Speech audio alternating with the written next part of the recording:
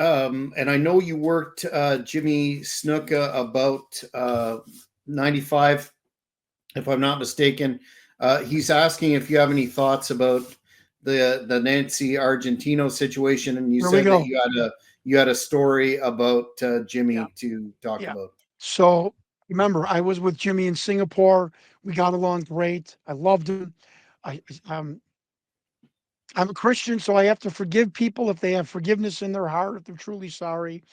And I'm going to be very delicate here. And I love Jimmy. I was actually going to help him find a rental gym so we could start a wrestling school in Pennsylvania, I think is where he lived, or Jersey. That's how much I liked him. And we had a huge show at the Pine Bluff Civic Center, 5,200 people.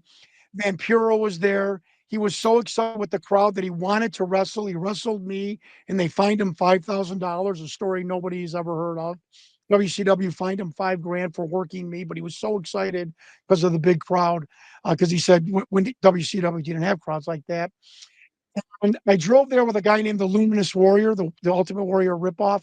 But I didn't drive back to Little Rock with him.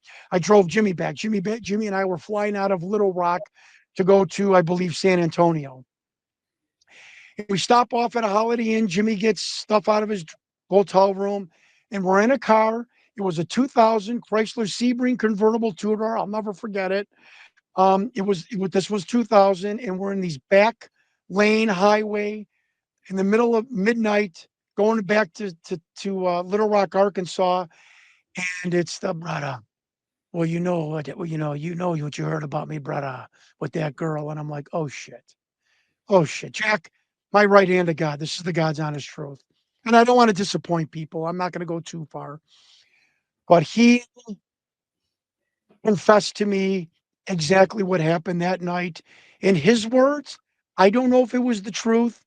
It's not, and I want to be one of those wrestlers that my word to somebody. Trust if I never said this to anybody, and I never have, and I never will. I can tell the story.